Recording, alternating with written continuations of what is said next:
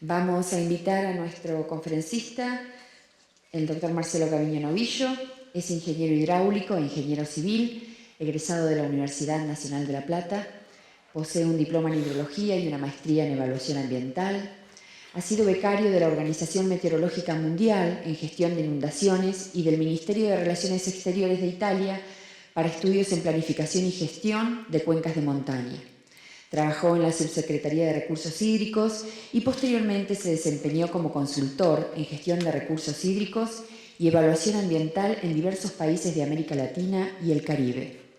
Actualmente es presidente del Comité Ejecutivo de la Autoridad Interjurisdiccional de las Cuencas Limay, Neuquén y Río Negro en representación del Estado Nacional. Desde el año 1979 es docente universitario, habiendo desarrollado su carrera académica en la Universidad Nacional de La Plata, la Universidad de Buenos Aires y la Universidad Nacional del Litoral. Es investigador asociado del Instituto Nacional del Agua. Así también es coordinador del Programa Regional de Ecohidrología para América Latina y el Caribe de la UNESCO.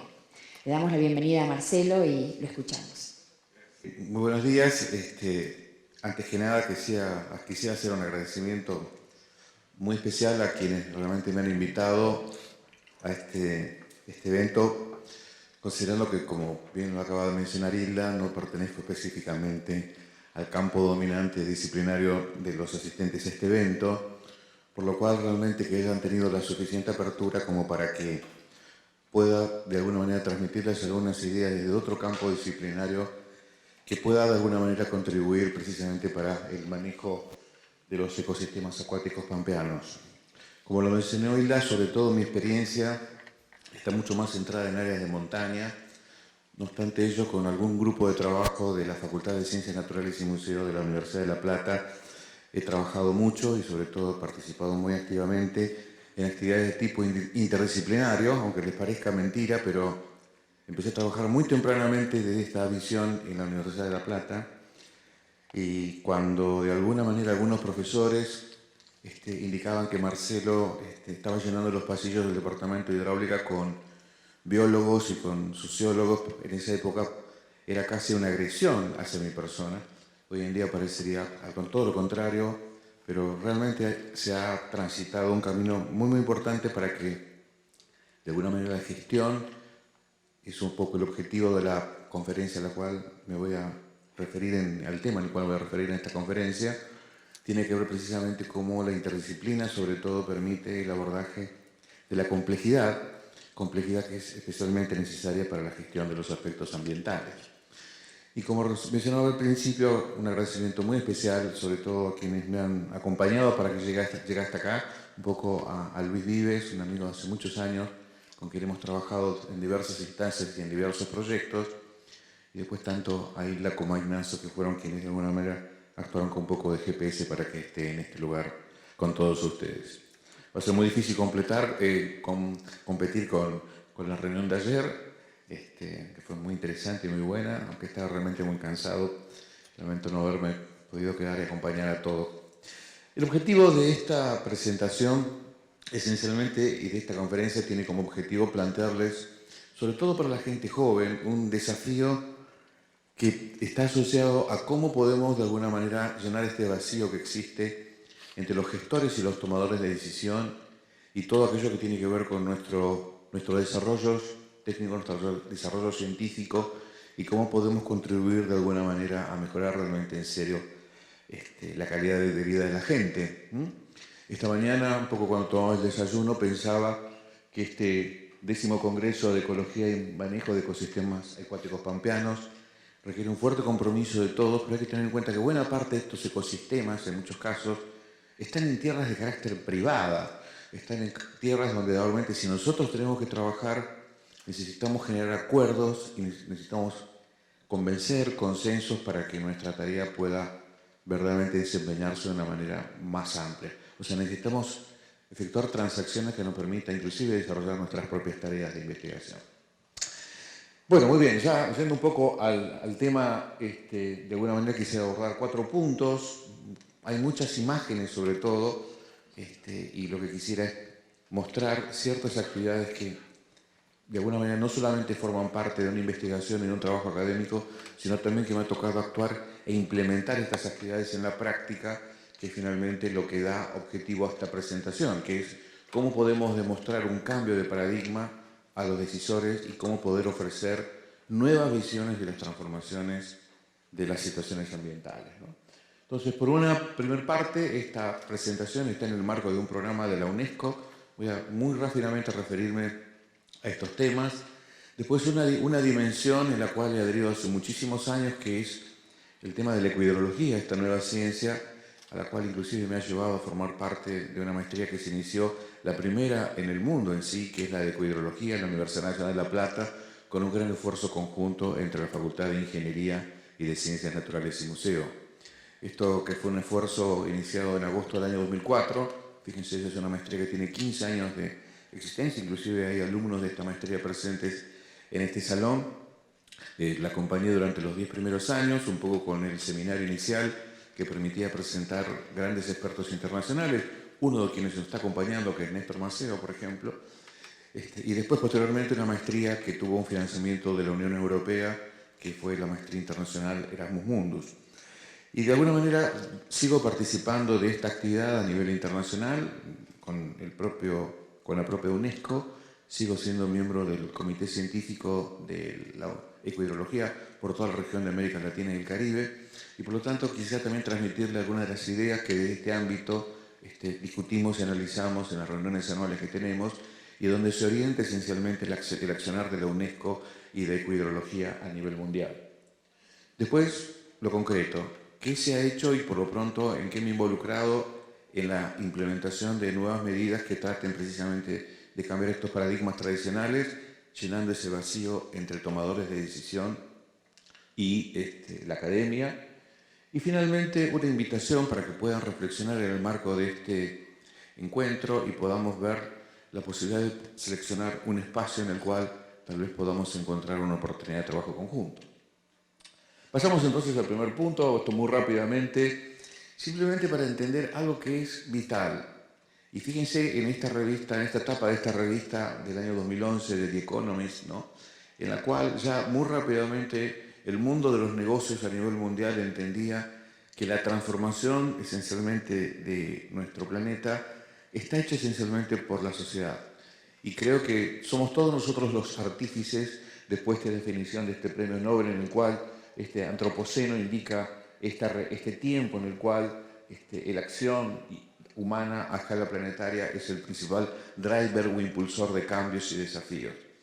Por lo tanto, es muy importante entender que también los tomadores de decisión son muy conscientes, pueden inclusive entrar en la página del Foro Mundial de Davos, que se reúne todos los años desde hace mucho tiempo en el mes de enero, y si entran los informes del año 2017, 2018 e inclusive este año, van a entender que la crisis del agua, la gestión de los recursos naturales, los desastres naturales, aparecen entre las 5 prioridades para los tomadores de decisión. O sea que verdaderamente es muy importante cómo precisamente nuestro propio accionar ha ido incorporando en la agenda de los decisores los temas ambientales desde múltiples acciones.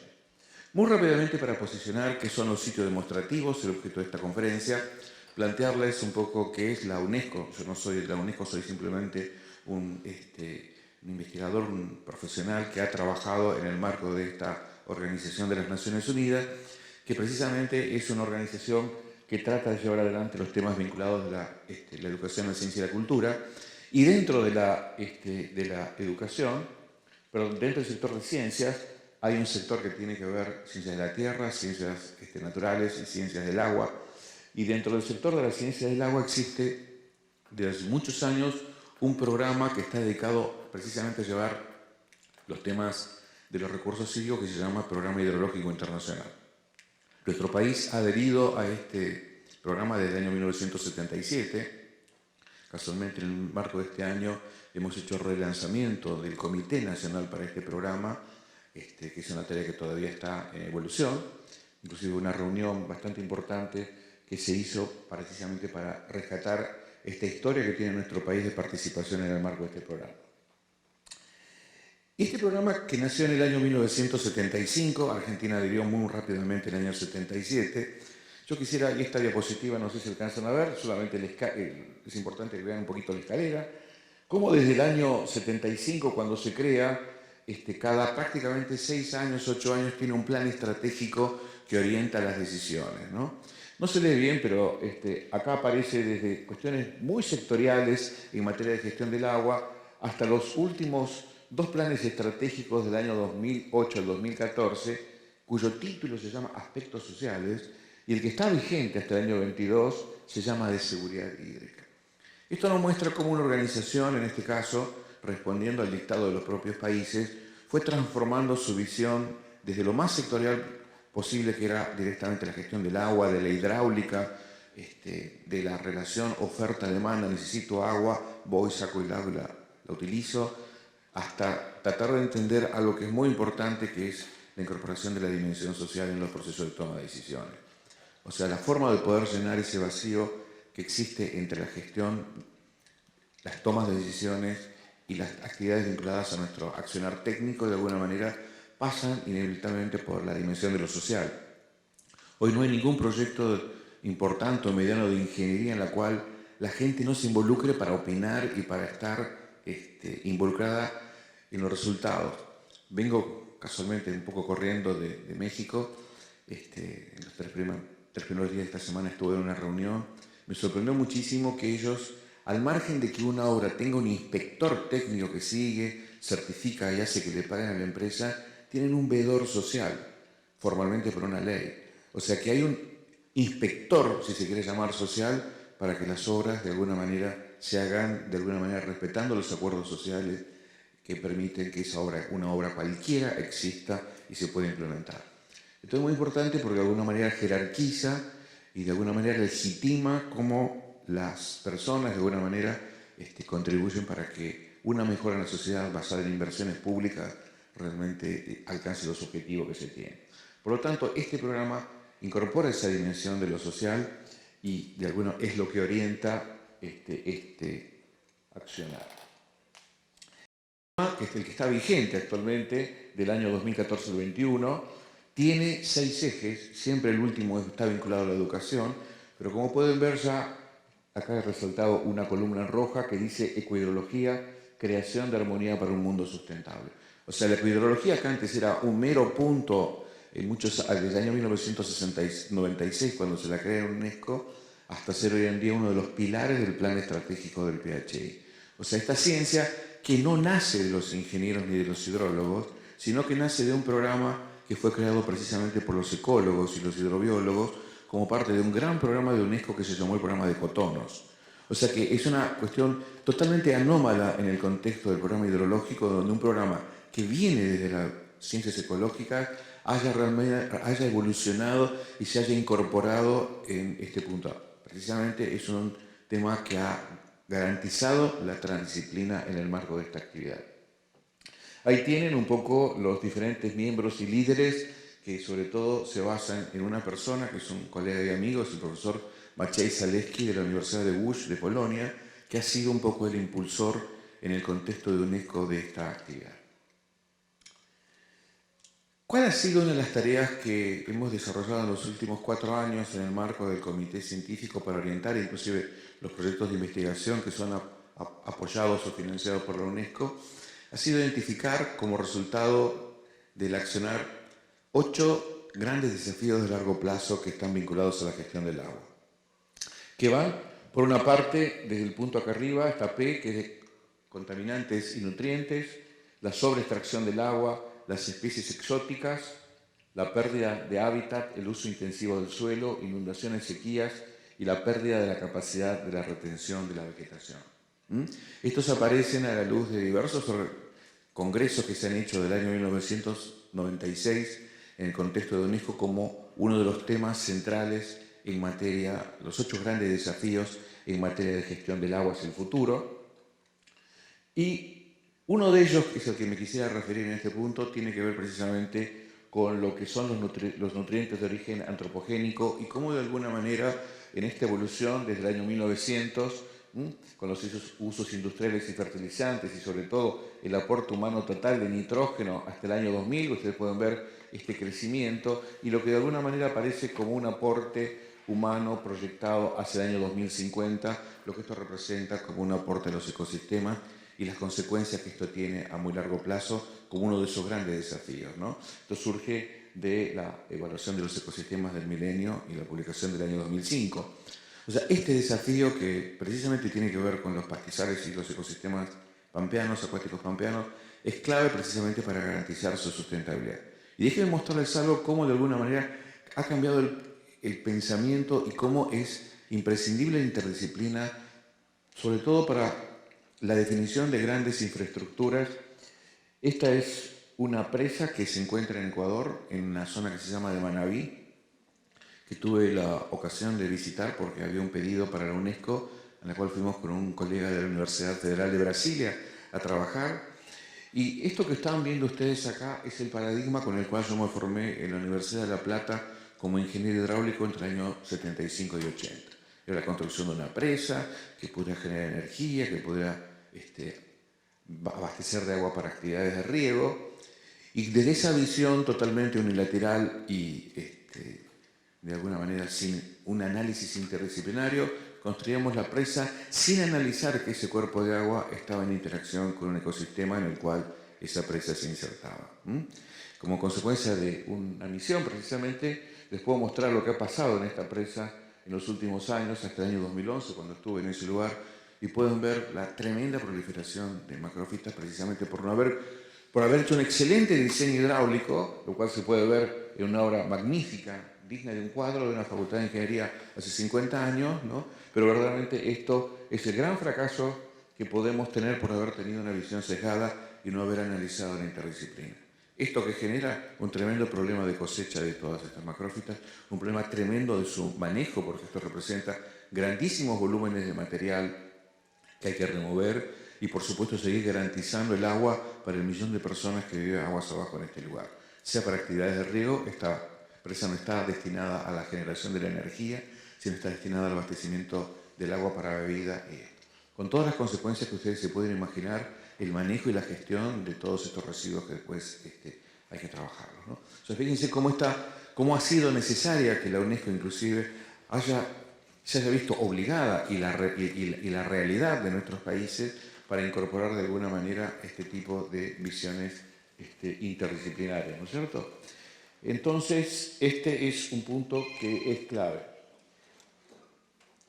Vayamos un poquitito entonces, presentada este tema de los grandes desafíos, algunos de las situaciones vinculadas a la ecohidrología y los sitios demostrativos que es el objeto de esta presentación. No quisiera ya avanzar, muchos de ustedes seguramente ya conocen esta neociencia, que es la ecohidrología, que precisamente trata de articular de manera interdisciplinaria estas dos ciencias, que esencialmente brindan una nueva metodología para abordar ese tipo de problemas complejos, tratando esencialmente de aprender y aplicar tres principios. Por una parte, como bien se menciona en el punto número 1, ¿no?, mantener los procesos evolutivos de la circulación del agua y de los ciclos biogeoquímicos y energía a escala de la cuenca. O sea, nuevamente tener una visión holística sobre lo que representa la dinámica del agua en un ecosistema.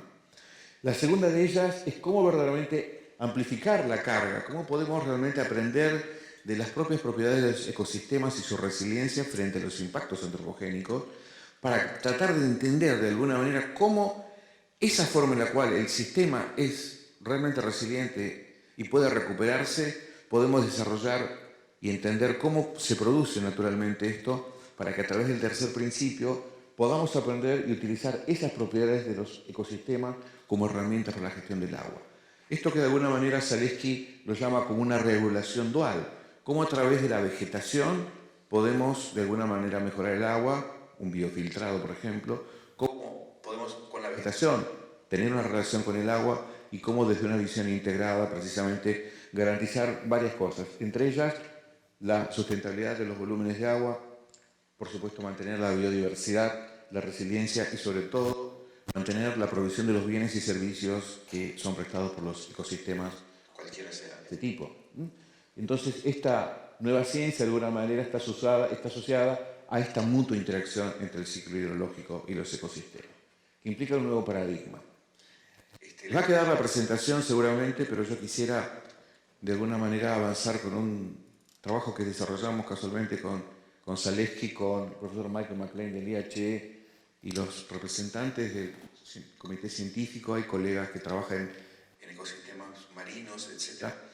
Donde cómo podríamos verdaderamente avanzar con la transformación de la educación y cómo podemos formar verdaderamente ecohidrologistas, que es lo que de alguna manera hacemos. Es un verdadero desafío, porque inclusive un alumno que egresó de la Universidad de La Plata me decía algo que fue una evidencia que realmente me impactó, y me dice que tener en cuenta que los que egresamos de esta maestría somos ecohidrólogos, no somos ni ingenieros ni somos ecólogos, ¿no? Como una nueva generación de expertos que de alguna manera incorporan una visión transdisciplinaria. Así como están los nativos digitales, ¿no? Y decimos que los chicos son nativos digitales. Yo empecé a manejar una computadora cuando recién estuvo disponible, cuando tenía 35 años, y hoy en día es difícil competir y entender el impacto que tiene Internet y otras cosas. Entonces yo creo que verdaderamente los que de alguna manera abordan estas ciencias son nativos ambientales, porque de alguna manera entienden claramente cómo está dada esta interrelación entre el ciclo ecohidrológico. Esto es lo que tratamos de verlo, es un paper de acceso gratuito, ahí está el link, los invito a que lo vean porque verdaderamente es interesante. Quisiera rescatar de este paper una sola cosa que hemos de alguna manera sintetizado nuestra visión, era cómo poder aplicar esos tres principios, ¿no?, que les mencionaba de la ecohidrología, y cómo podemos de alguna manera interpretar lo que hemos llamado diversas esferas de la ecohidrología.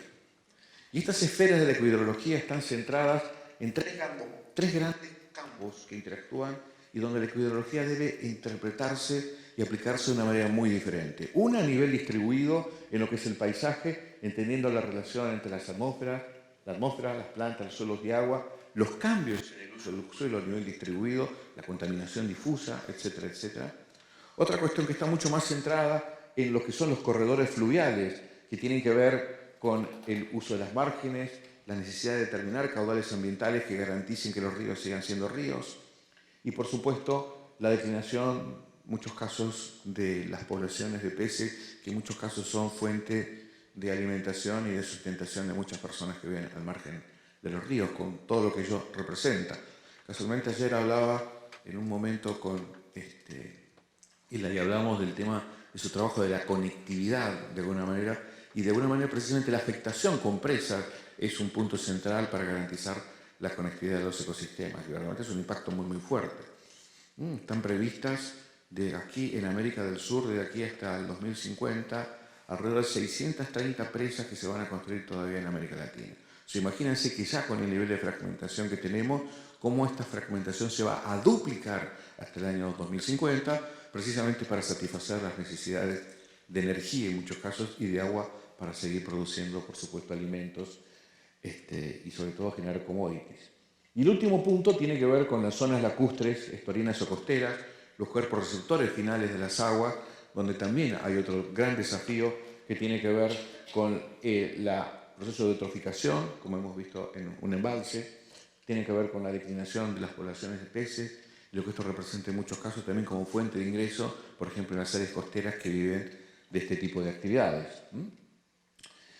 Y esto precisamente, en muchos casos, brinda oportunidades que ya la ciencia permite identificar. Y yo cuando descubrí este grafiquito tan sencillo como les muestro ahora, que justificaba algo que de alguna manera uno hace de manera práctica, y tiene que ver con algo que es extremadamente interesante y demostrado, por supuesto, científicamente, que es cómo de alguna manera, ¿no?, como ustedes pueden ver, el pico de un hidrograma y la etapa de concentración de nutrientes se presenta en el primer momento, por ejemplo, de una lluvia y de una tormenta, ¿no?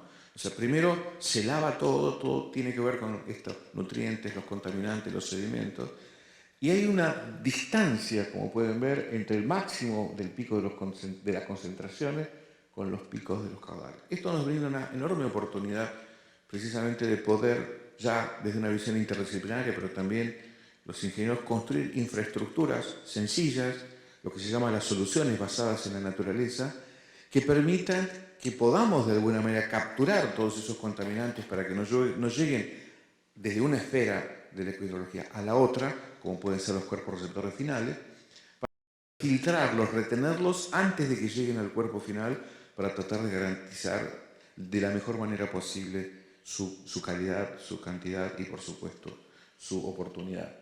Esto, que es bastante sencillo, permite precisamente avanzar con cosas tan sencillas como esta. Este es un ejemplo que después forma parte de un proyecto que no es nada más que un pequeño pozo que hemos hecho en San Martín de los Andes, donde de alguna manera cuando venían las lluvias iban directamente por un canal desde las calles al río Pocahuyo, al arroyo Pocahuyo. Directamente cuando venía una lluvia, calles de tierra, todo eso directamente va al curso de agua. Ese curso de agua recibe un impacto importante durante una lluvia, esto afecta absolutamente la biota. Entonces la pregunta era, ¿cómo podríamos, aplicando esa diferencia de los hidrogramas, tratar de generar ese biofiltrado? Bueno, algo que se me genera bastante sencillo.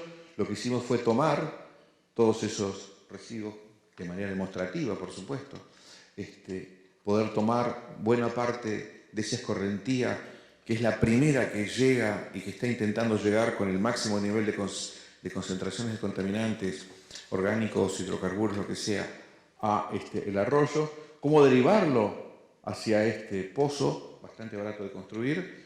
Tiene acá un pequeño vertedero de salida, pero lo que garantizamos es que toda esa carga quede retenida en un primer momento y cuando sigue lloviendo y se incrementa el caudal, automáticamente eso puede seguir fluir.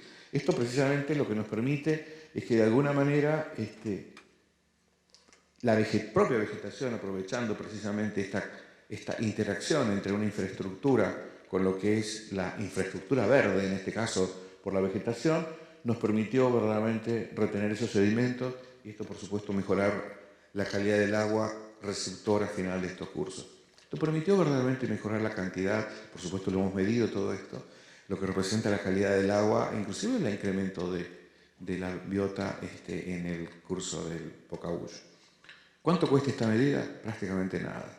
Lo que sí demuestra es cómo, de alguna manera, pensando de manera integrada, no desde una visión disciplinaria, podemos hacer cosas bastante sencillas. Esto que es una solución que la podríamos aplicar a muchas cuestiones.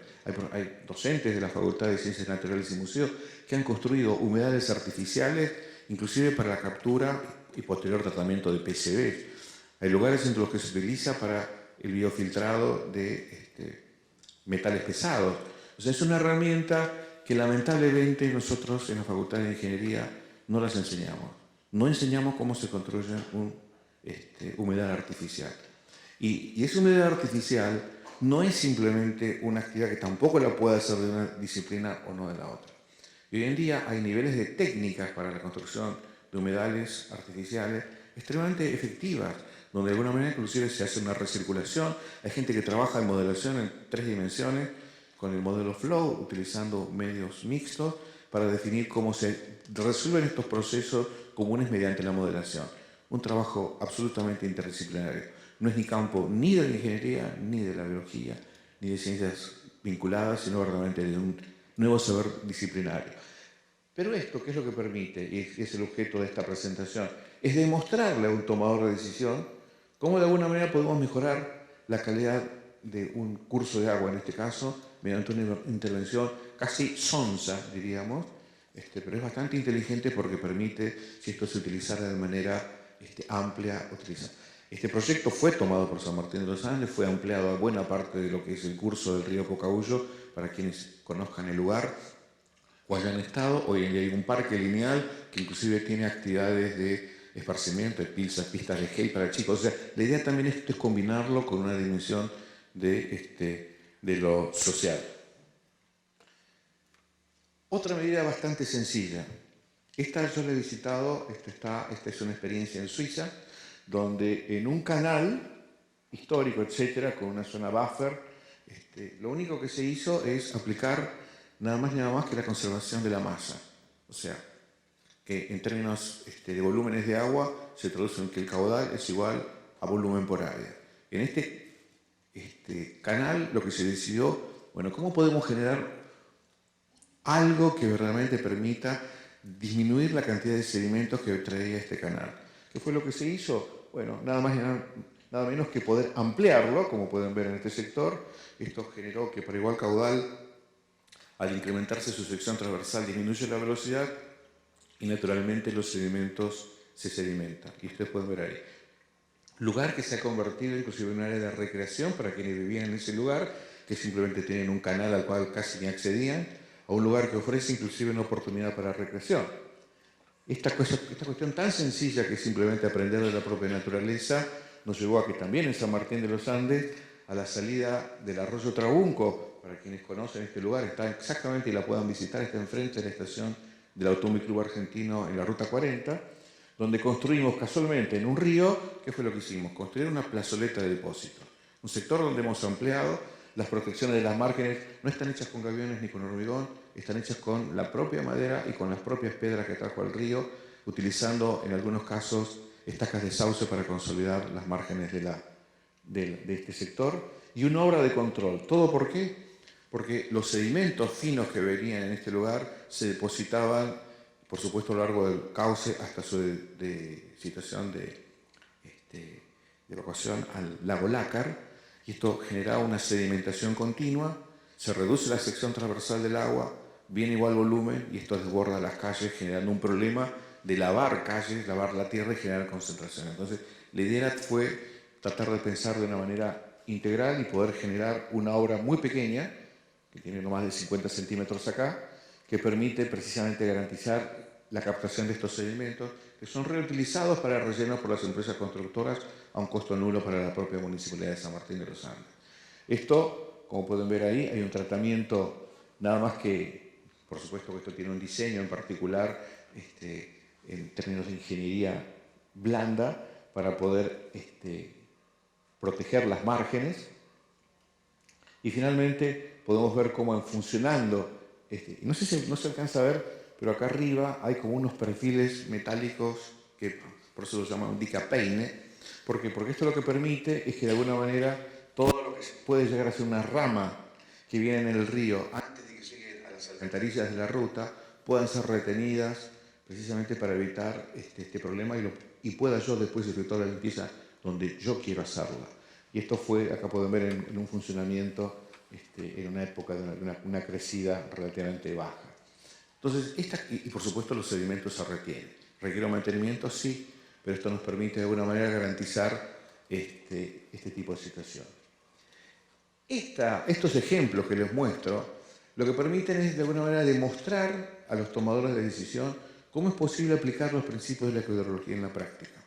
Por eso el programa ha tomado esta idea de los sitios demostrativos de hidrología, cuyo objeto es precisamente demostrar la implementación en tanto una ciencia transdisciplinaria, en los cuales esencialmente se ha logrado un avance científico, un avance técnico, para que la gente pueda ir a ver cómo es posible aplicar soluciones basadas en la naturaleza.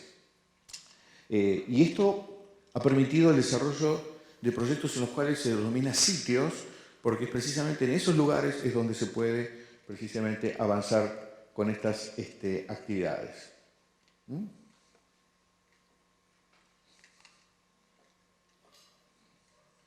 Parece que se dejó sin batería. No sé si...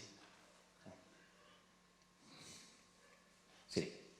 Bueno, ¿qué son entonces los sitios demostrativos? Como se puede leer ahí, son casos de estudio de hidrología aplicada que tratan de cerrar esa brecha entre la ciencia y la toma de decisiones e inversiones desde una visión transdisciplinaria, y precisamente tratan de aplicar esta regulación dual de la hidrología y la biota para esencialmente garantizar la sostenibilidad de los ecosistemas, tratando de articular 5 elementos: agua, biodiversidad, servicios ecosistémicos, una resiliencia y sobre todo también conservar el patrimonio cultural y natural.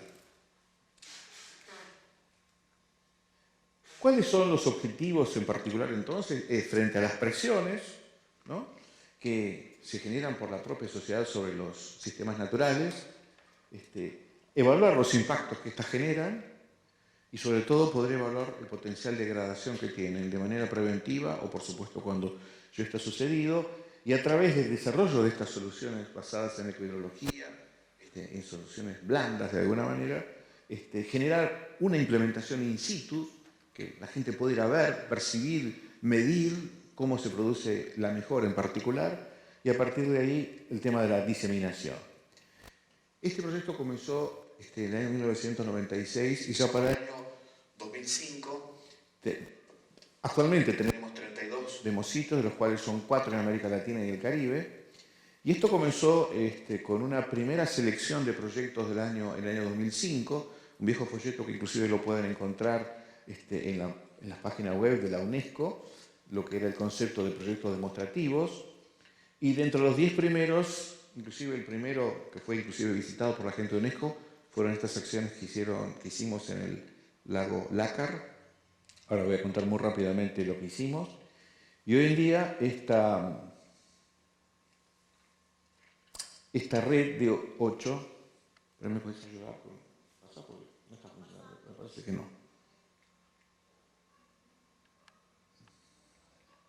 Bueno, hay una red de 32 sitios demostrativos a nivel del mundo y son 4 en América Latina, de los cuales uno está en la isla de Exuma, en Bahamas, que es la restauración de toda un área costera, inclusive con todo lo que tiene que ver con la vegetación del área costera. Un proyecto que tenemos en Costa Rica, en un área que es manejada por el Instituto Costarricense de Electricidad, sobre todo un área donde se ha aplicado una metodología de caudales ambientales y donde se ha trabajado con la presa del río Reventazón. Un proyecto reciente y nuevo que es sobre un lugar que rescata los saberes ancestrales en la zona de Loja, en Ecuador, y el sitio del lago Lácar en Argentina. Bien, frente a estos 8 desafíos se ha hecho una indagación de alguna manera sobre cuáles son los principales desafíos en esos 32 sitios. Y una cosa bastante interesante que surge frente a la frecuencia de todos estos desafíos es entender cómo, sobre todo, las 3 principales amenazas, esencialmente en estos sitios demostrativos, tienen que ver con la presencia excesiva de contaminantes y nutrientes, punto número 1 en todos estos sitios. Segundo es el uso intensivo de la tierra y el tercero es la pérdida de la capacidad de retención por parte de la vegetación. Bastante interesante porque de alguna manera muestra, de alguna manera como resultado del trabajo conjunto en todos esos proyectos, cuáles son los mayores desafíos. No se van a ver, simplemente les va a quedar en la presentación, sobre distintos donde se va trabajando con este proyecto.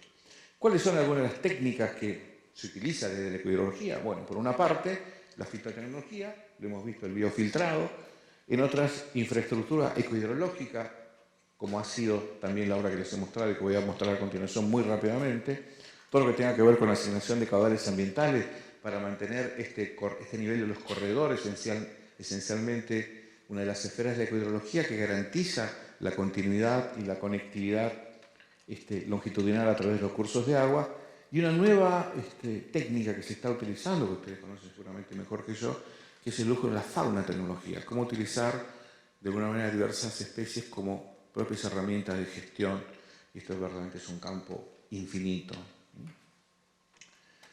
Para quienes quieran de alguna manera mirar algo sobre estos sitios demostrativos, hemos creado una plataforma donde están descritos los objetivos científicos, actividades para cada uno de los 32 sitios demostrativos. Ahí tienen la página web que hemos creado. Y muy rápidamente, porque me queda un poquito tiempo, quisiera avanzar con lo que es uno de los sitios, ampliar algo de la información de lo que es el sitio argentino. Este es un proyecto que de alguna manera se ubica en la zona de la Patagonia, en la cuenca del lago Lácar, que tiene una particularidad bastante importante porque esto forma parte de las cabeceras de una cuenca que nace en la Argentina y desagua en el Pacífico, una cuenca de 1000 kilómetros cuadrados que finalmente desagua, agregándole 10.000 más, con 11.000 kilómetros cuadrados en el Océano Pacífico, y donde nuestro sitio demostrativo está en la zona alta de la cuenca, que es precisamente en esta cuenca que es la del arroyo Pocahuyo y la subcuenca del arroyo Trabunco, donde hemos trabajado bastante tiempo. ¿Por qué se eligió este sitio demostrativo? ¿Cuál es la razón de haber elegido este lugar? Muy sencillo. Esta cuenca es un recurso transfronterizo que representa una de las 17 cuencas que tenemos de recursos hídricos compartidos con Chile en una zona absolutamente sensible, rodeada de parques naturales en sí mismo, pero sobre todo forma parte de una región ecológica que es la andino-patagónica. Es un trabajo que hemos desarrollado entre la Facultad de Ingeniería y la Facultad de Ciencias Naturales INSEOC, proyecto que se llamó Epic Force, lo desarrollamos desde la propia Facultad de Ciencias Naturales de La Plata, donde hemos inclusive caracterizado esta región andino-patagónica y donde estas 17 cuencas que de alguna manera forman parte tienen su representación casualmente como cuencas transfronterizas en el lago Lácar. Esta es la cuenca del lago Lácar, ustedes pueden ver inclusive acá cómo es el uso del suelo, todo lo que es la parte amarilla, buena parte por supuesto de la cuenca es parte del Parque Nacional Lanín y acá tenemos un sector de la reserva del Parque Nahuel Huapi que llega hasta el lago Keni, este es el lago de los Venados, y en el caso acá lo que está marcado en gris como parte de la cuenca es el ejido municipal de San Martín de los Andes, donde hemos decidido precisamente sentar nuestro proyecto. ¿Por qué? Porque es representativo de todo lo que pasa en la Patagonia, en general andina, con varios de los proyectos.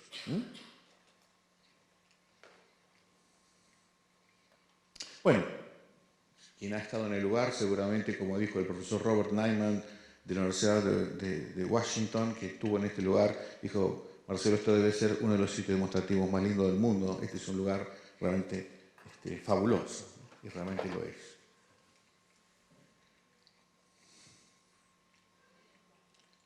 ¿Perdón? Ah, para este lado. Qué tonto. Muy bien, bueno, ¿quiénes son de alguna manera este proyecto? Disculpen, la diapositiva está, no alcancé a traducirla. ¿Quiénes son los principales socios? La Municipalidad de San Martín de los Andes. Este proyecto nació como parte de una tarea que inicié en el Departamento de Hidráulica de la Universidad Nacional de La Plata, conjuntamente con la Universidad del Comahue, a través del Centro Bariloche, del CRUP, el Centro Regional Universitario Bariloche del Comahue, y por supuesto el Comité Nacional para el PhD de Argentina de la Subsecretaría de Recursos Hídricos de la Nación. ¿Quiénes son de las autoridades nacionales y provinciales? Los parques nacionales, muy activos trabajando, egresados de la facultad inclusive también de Ciencias Forestales de La Plata, la Agencia Provincial de Aguas y la Agencia Ambiental. Pero lo más importante a nivel de los actores locales han sido el Comité Ambiental de San Martín de los Andes, que ha sido un auditor de las tareas que hemos hecho, los propios tenedores de las tierras en el lugar, las comunidades mapuches, en el ámbito de la cuenca tenemos dos, de las comunidades Vera y Curruinca, y por supuesto organizaciones no gubernamentales. Esto nos ha permitido, inclusive en un taller que hicimos en el año 93, al inicio de las actividades con docentes y diversas autoridades, seleccionar las prioridades de trabajo en el marco de este proyecto.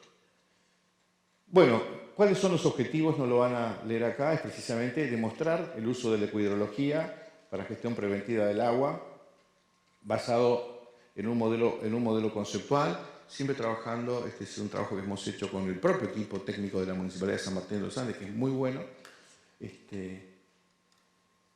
Es un trabajo que inclusive está publicado en la primera etapa como parte del Journal of Ecohydrology, un trabajo que desarrollamos conjunto con el doctor Ramiro Sarandón, una becaria de la maestría de Ecohidrología, Daniela Muchón, y Verónica Guerrero Borges, que es otra docente también de la maestría de Ecohidrología de la Universidad de La Plata, donde de alguna manera, tal vez es lo más interesante, desarrollamos un modelo conceptual en el cual lo que tratamos de hacer es, de alguna manera, tratar de identificar posibles soluciones ecohidrológicas y cuáles eran estos beneficios a nivel de bienes y servicios ambientales. Por una parte, como resultado de las discusiones que tuvimos con las autoridades locales, nacionales, aparecía precisamente la reducción de los riesgos geohidrológicos a través del control, sobre todo del aporte de la madera y de los grandes sedimentos que eran y son una verdadera amenaza para el casco urbano de San Martín de los Andes. Todo lo que tenía que ver la carga de los sedimentos y la necesidad del control de la erosión y los sedimentos mediante el uso precisamente de los sedimentos. Ya les he mostrado esta plazoleta de depósito como una trampa de sedimentos, concretamente. Todo lo que tiene que ver un análisis de la capacidad de carga de los ecosistemas en la cuenca para garantizar la sustentabilidad a largo plazo. Y por supuesto, todo lo que tenga que ver la captura de los nutrientes antes de que lleguen al lago Lácar mediante restauración. Estas han sido las soluciones ecohidrológicas que por supuesto se han combinado también con técnicas tradicionales como una planta de tratamiento que nos permitió en el año 97 y en la conferencia LACAR, donde ya estaban buena parte de estas obras hechas, rescatar la cubeta sobre el lago, sobre la ciudad de San Martín de los Andes, y haber eliminado el proceso de la eutroficación y haber permitido el contacto y el baño directo en San Martín de los Andes. Un logro que realmente de restauración que ha sido bastante importante. ¿Cuáles son, si estas son las soluciones, qué beneficio nos genera? Bueno, una mitigación de los riesgos naturales, frente a esto toma una promoción de la estética del paisaje, que es parte de las actividades que se utilizan para el parte del turismo, una buena calidad del agua a través de lo que han sido los biofiltrados frente a situaciones de crecida, a través precisamente de estas medidas como las que he mostrado, la conservación de los bosques y de la fauna y de la vida silvestre, tareas que hemos desarrollado con parques nacionales, y finalmente una mejora de las actividades turísticas que garantizan, como parte de los servicios de informativos, mejorar esta situación. Bueno, parte de nuestros trabajos que tienen que ver inclusive con este trabajo que yo mismo he desarrollado conjuntamente con colegas del Instituto Nacional del Agua sobre la evaluación del potencial de erosión con modelos, haciendo modelación con GIS, en todo lo que tiene que ver con ecuaciones que nos permiten evaluar el potencial de los sedimentos, o tareas de áreas de conservación prioritarias, que forma parte precisamente del trabajo de tesis de la maestra Muchon, que me tocó de manera codirigir con el doctor Sarandón de la Universidad de La Plata. Acá podemos ver de alguna manera los desafíos que la propia municipalidad nos planteó al principio. O sea, cómo podríamos implementar soluciones donde se habían ya previsto soluciones de otro tipo, obras de gaviones, obras de hormigón, para restaurar. Entonces, vimos luego de una grandísima lluvia en julio del año 93, cómo había quedado toda una ladera, y lo que decidimos, bueno, vamos a encontrar soluciones basadas en la naturaleza, utilizando técnicas, adaptando técnicas de lo que se llama las tierras armadas, con el uso de, en vez de utilizar hierro para lograr el efecto de tracción sobre la estabilidad de la ladera, utilizamos troncos de madera del propio lugar. Esto nos permitió construir unas obras precisamente que nos permitían retener los sedimentos, pero no solamente retener los sedimentos, sino generar de alguna manera la consolidación de las laderas, por supuesto a largo plazo, utilizando plantas nativas de tipo pioneras que nos permitieran consolidar mediante una simbiosis entre la resistencia mecánica de estas obras y las propias resistencias que nacían de la consolidación de las raíces y, por supuesto, de la presencia de la vegetación. Fíjense cómo en el año 93 tenemos esta situación, las obras se construyeron en el 97, esto era un año después, esto fueron 10 años después, y en enero de este año podemos ver que prácticamente se ha producido una restauración total. Quien pasa por ese lugar ya ni siquiera puede entender. Entonces, verdaderamente esto tiene un efecto demostrativo cuando uno muestra estas fotos de una forma muy rápida. ¿Qué hizo la Dirección de Vialidad de la provincia de Neuquén? Tomó todas estas medidas y a nuestro experto, que además permitimos y financiamos que se capacitara en Italia, yo muchos años di clases en la Universidad de Padua, nos permitió de alguna manera aprender las técnicas de campo, tanto en la zona del cantón de Salzburgo, en Austria, y en el área de la región de Trento y del Alto Adige en Italia, adaptarlas a la condición argentina, y lo que podemos ver tranquilamente es un resultado. Vialidad ya las está utilizando. Bueno, acá pueden ver un poco el tipo de técnicas que hemos implementado utilizando la combinación de la trabazón entre la madera, las piedras del lugar y la consolidación que da las estacas de sauce. Y esto que tal vez era el paradigma y todavía sigue siendo para muchos de mis colegas ingenieros, yo además de ser ingeniero hidráulico también soy civil y no descarto una solución en algún sector como esto, pero la idea es precisamente cómo podemos ofrecer un nuevo conjunto de sus soluciones basadas en la naturaleza, utilizando materiales naturales, ¿no? Y que nos permitan de alguna manera generar oferta. Una de las grandes preguntas que me hicieron varios colegas era, bueno, Marcelo, ¿qué pasa cuando tenés una crecida? En medio de la construcción de estas obras vino una crecida de 40 años de tiempo de recurrencia sin que tuviéramos todavía la vegetación de los sauces obviamente desarrollada, solamente la combinación de las piedras. Y a los propios colegas de la Dirección de Hidráulica de Neuquén se confirmaron y vieron que todas las obras quedaron en su propio lugar. O sea que esto no solamente demostró que es una solución interesante y bonita hasta para el paisaje, sino que verdaderamente es una alternativa de ingeniería blanda, que es un poco la aplicación del tercer principio de la cuidología. Y acá podemos ver cómo las estructuras vegetales, en definitiva, ¿no? Permiten garantizar, tradicionalmente lo hacemos con hormigón y con gaviones. ¿Por qué? Porque simplemente enseñamos en las universidades cómo utilizar los gaviones y cómo utilizamos el hormigón para este tipo de protecciones u otro tipo de medidas, y no utilizamos este tipo de soluciones naturales. O sea que verdaderamente parte del tema tiene que ver con una nueva enseñanza, que es lo que hemos abordado en el paper que les mencionaba anteriormente, sobre cómo poder utilizar la ingeniería natural. Y esto nos permite, precisamente como uno de los modelos, lograr construcción. Esto tiene que ver con el antropoceno, porque realmente estas medidas las definimos para conservar el sistema natural, y uno ve esto, parece totalmente natural, pero debajo de toda esa naturaleza y todo ese paisaje hay un trabajo de ingeniería distinto que nos permite garantizar precisamente que este cambio es posible. Por eso esto es demostrativo de alguna manera. Otro de los grandes desafíos, que es un tema muy poco conocido también, ha sido el tema del uso, el problema del transporte de los grandes troncos de madera, que es un problema muy serio, como pueden ver acá, la rotura de puentes, etcétera, etcétera, y que es un tema muy olvidado en muchos casos por la ciencia. A veces creemos que es un tema de ingenieros forestales, es un tema de ingenieros hidráulicos, civiles, es un tema de ingenieros, de biólogos, pero es un punto clave, porque es necesaria absolutamente la vegetación en los cursos de agua para garantizar precisamente la biodiversidad, pero también es una amenaza para la sociedad.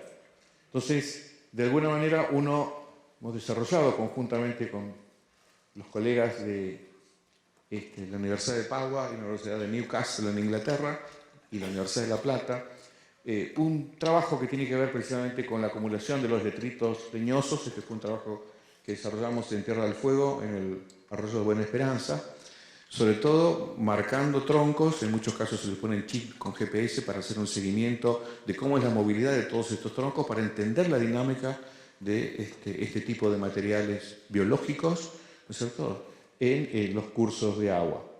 Esto, de alguna manera, nos permite soluciones que permitan controlar, sobre todo, porque esto genera un riesgo, como estaba puesto en el modelo anteriormente, y por supuesto estructuras para el control.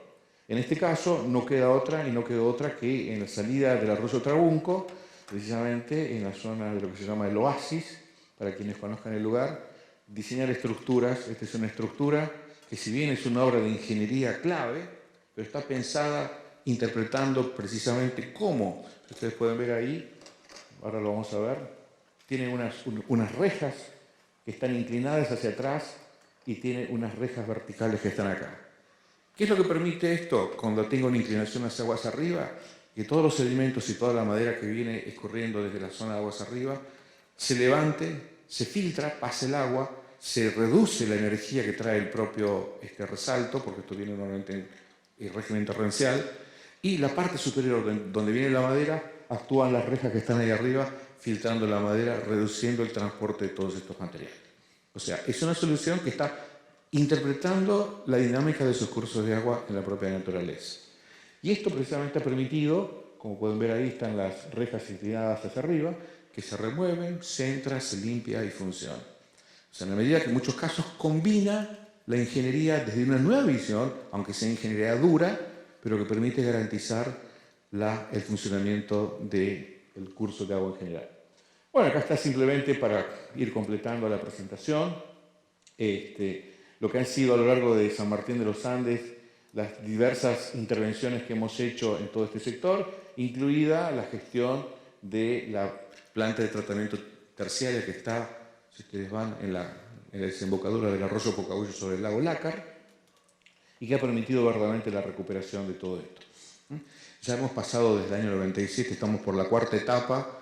Casualmente hace no más de 2 meses, 1 mes y medio, nuevamente me han contactado de la municipalidad porque vamos a dar un nuevo ciclo de actividades a todo esto, ya en este caso más directamente con la Universidad del Comahue, que obviamente está cerca. Acá tenemos mediciones de la calidad del agua desde cuando iniciamos el proyecto. Tenemos una línea de base de calidad del agua que lo lleva el CRUB de Bariloche, a través del doctor Pedroso, desde el año 1994.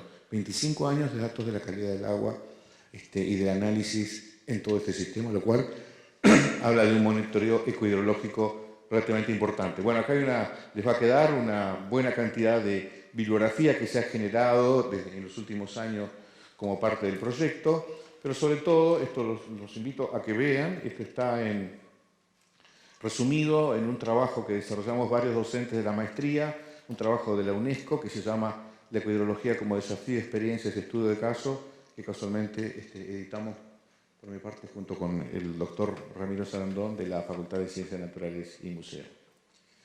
Esto nos ha llevado, inclusive más allá de la maestría en ecohidrología, que todavía está obviamente dictándose en la Universidad de La Plata, a generar esta maestría internacional conjuntamente con todo el equipo, con el Comité Científico de la UNESCO, donde está la Universidad de Delft, está la Universidad de Kiel, está la Universidad de La Plata y la Universidad de Algarve en Portugal.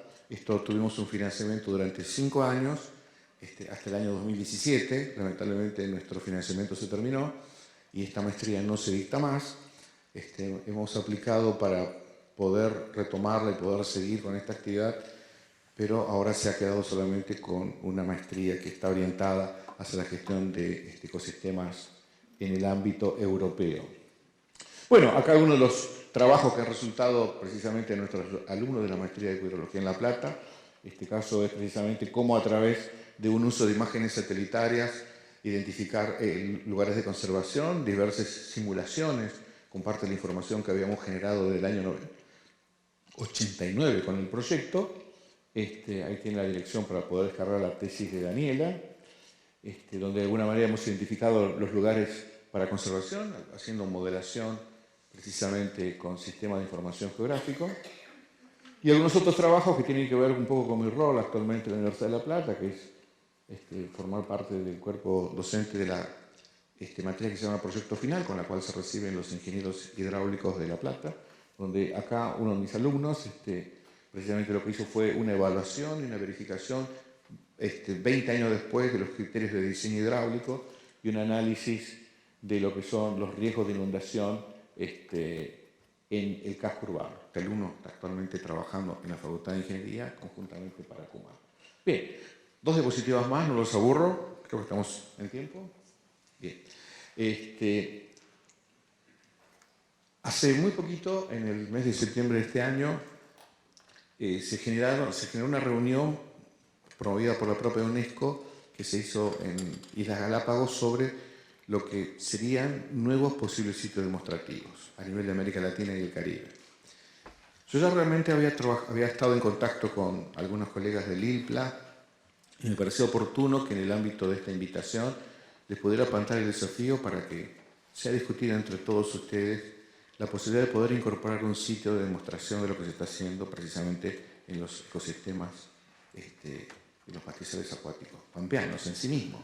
Entonces, esta es una nueva oportunidad de generar un sitio de manejo. En cuanto a los 4 sitios que ya les mencioné que estaban ya existentes, se han propuesto nuevos sitios, 3 de ellos en Colombia, uno en el río Teusacá, que es un afluente del río Bogotá, con gravísimos problemas de contaminación, una cuenca que precisamente es donde se visitó en el gravísimo problema que tiene Galápagos para garantizar que en un lugar como es la ciudad de Puerto Ayora hoy en día existan 20.000 personas con una escasez de agua tremenda, con gravísimos problemas de contaminación,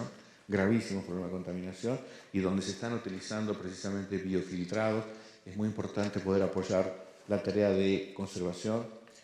2 lugares distintos de lo que es la cuenca Río Magdalena en Colombia, en un sector que se llama la Ciénaga de la Zapatosa y de la Mojana, y otro sector en los Andes colombianos, en el lago Tota. Y se hizo una presentación de posible expresión de nuevos sitios, donde en base a esas conversaciones que había tenido esencialmente con el doctor Gabellone en su momento y con la doctora Nancy Nechuk, que también estaba en el área ambiental de infraestructura, poder avanzar con un sitio en Las Pampas, otro que va a estar en la isla de Nueva Providencia, en Bahamas, y otro que hace escasa semana tuve contacto con los colegas que manejan el sitio Ramsar de los esteros del Farrapos, que ha decidido también postular a este sector del río Uruguay como un nuevo sitio demostrativo. Muy bien, creo que estas son las últimas dos. Bueno, no quiero hablar de lo que es la posibilidad de poder desarrollar un sitio en Las Pampas. Pongo este proyecto que tiene que ver con las canalizaciones que se están haciendo, que creo que es una oportunidad para ver y analizar las interacciones entre las infraestructuras construidas con lo que son los ecosistemas naturales, precisamente en la región pampeana.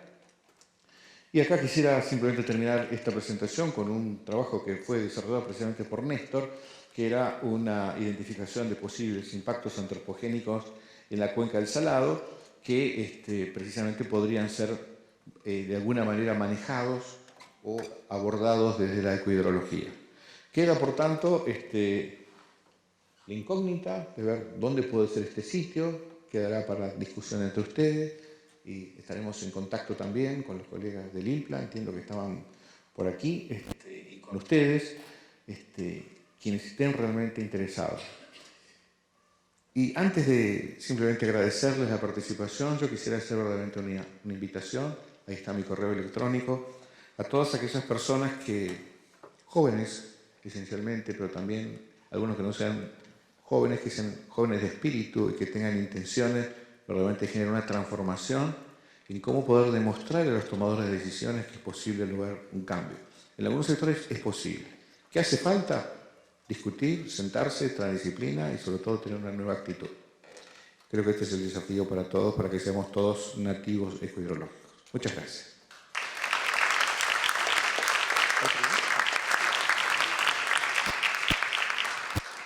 Si hay preguntas entre el público, tenemos tiempo para un par de ellas.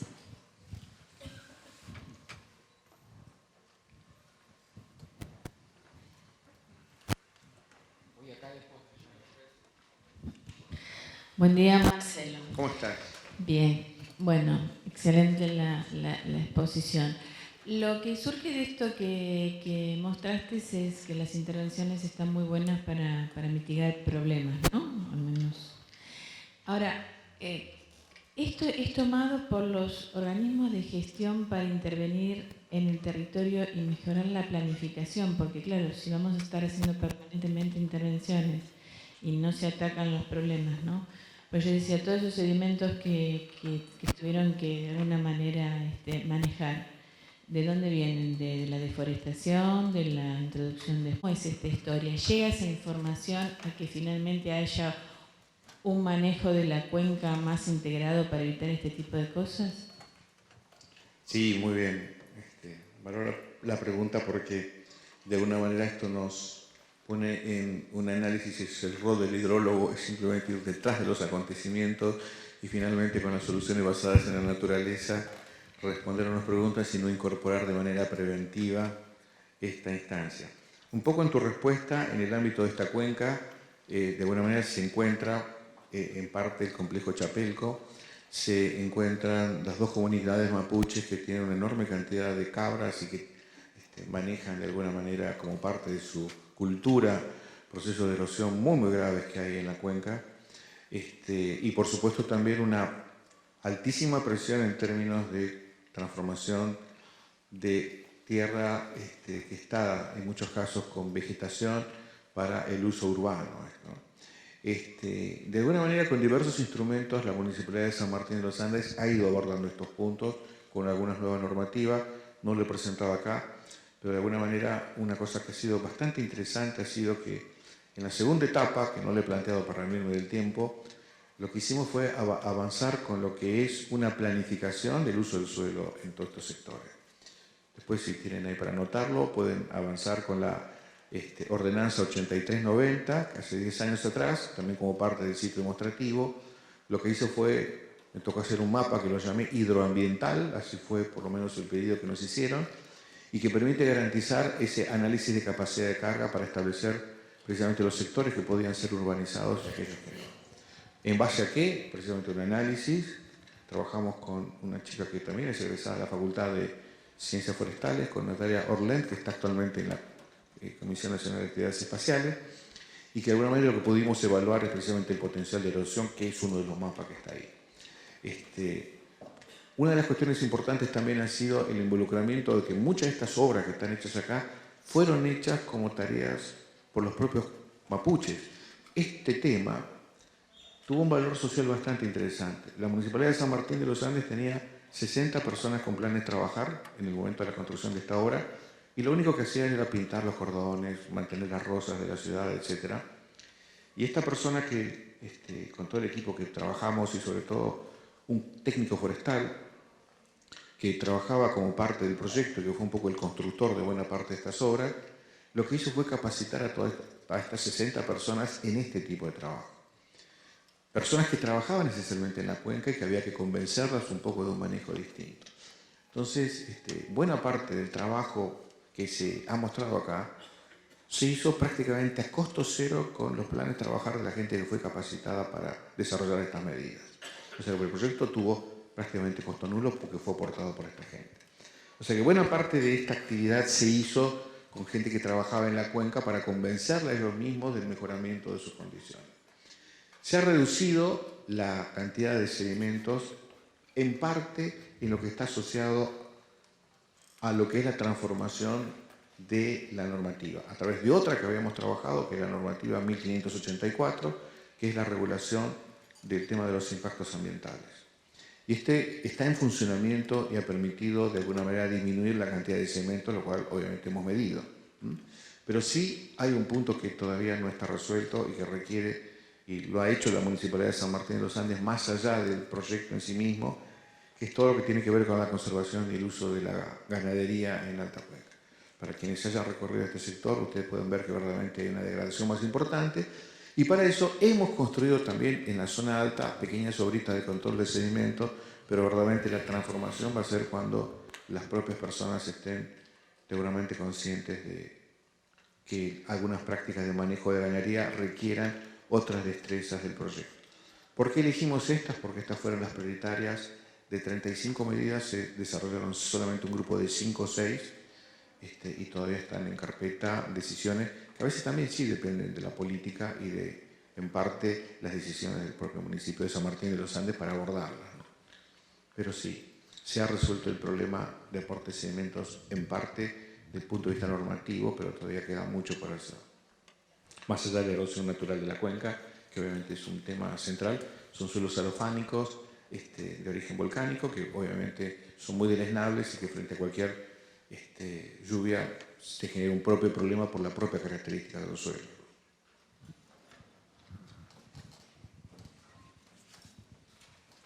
Marcelo, muchas gracias por la presentación. Quería hacerte una pregunta vinculado a justamente la construcción de la transdisciplina, ¿no es cierto? Tomando como definición de la transdisciplina justamente el surgimiento de un nuevo marco teórico donde ya no, no encontramos claramente los límites de dónde vienen los aportes y de la hidrología, de la ecología, etc. En ese contexto, quería consultarte sobre cuál es el impacto que ha tenido la maestría en la Universidad de La Plata y cómo se han insertado los egresados dentro del propio ámbito científico académico en esa perspectiva de construcción de la nueva transdisciplina. Te puedo dar una respuesta en parte. Estuve en la maestría hasta el año 2010-2011, nada más los primeros 10 años. Después diversas circunstancias hicieron que no continuara con mis actividades de profesor del seminario de hidrología, de haber dirigido algunos de los trabajos iniciales de los alumnos en sí mismos.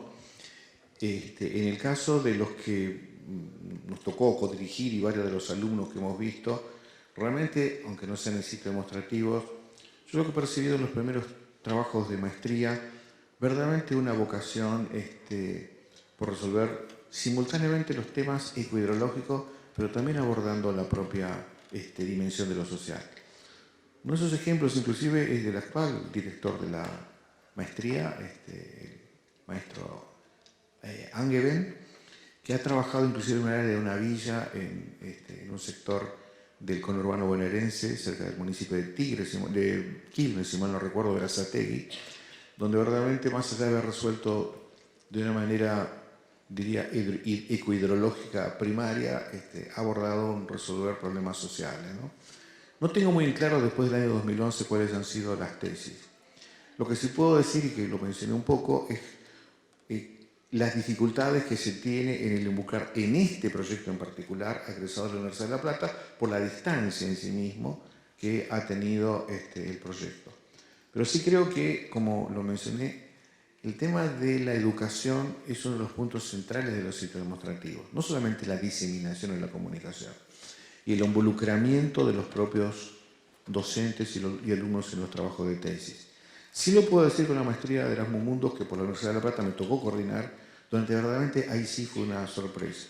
Hemos tenido participantes de América Latina, no de la Argentina, pero sí de varios países de América Latina, a los cuales los sigo viendo o sigo estando en contacto, y verdaderamente se ha producido un trabajo,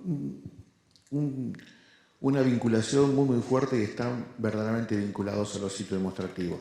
Diría que prácticamente un buen porcentaje de los alumnos han estado involucrados en estas actividades.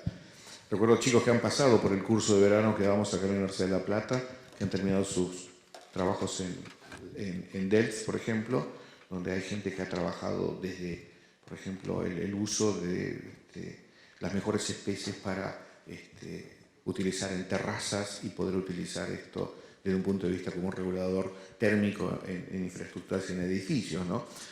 Y acá también tiene que ver con un tema importante que ha sido una gran discusión en el seno de los expertos, es cuál es la salida laboral para los ecohidrólogos, ¿no?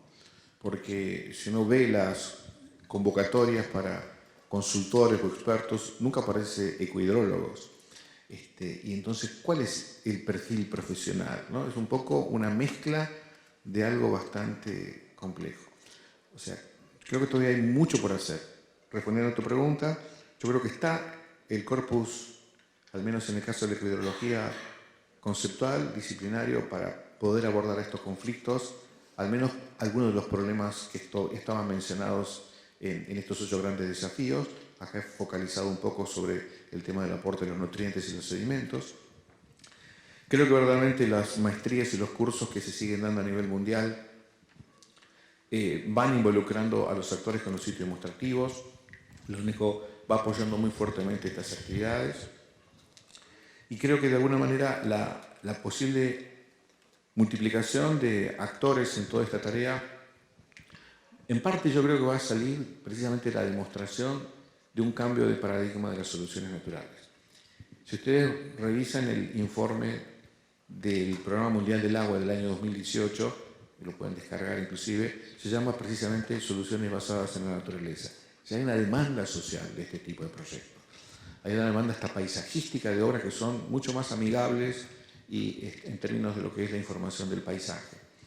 Y esto se está produciendo concretamente. Hoy ya la utilización de lagos artificiales, la unidad de construcción de humedales, ya es casi, diría, una herramienta frecuente. Pero primero hubo que demostrarlo, después es cuando se utiliza de manera masiva. Pero si no incorporamos este tipo de técnicas en la formación universitaria a nivel de grado, para ofrecerles a los técnicos es un punto. Actualmente estamos trabajando con el Banco Interamericano de Desarrollo para precisamente generar un nuevo cambio en este tipo de soluciones. ¿Por qué? Porque las soluciones tradicionales, en muchos casos, tienen hasta reglamentos de construcción del hormigón, etcétera, etcétera. Hay marcos normativos, hay garantías de la seguridad de las infraestructuras y de las obras, mientras que todavía eso no existe para este tipo de obras.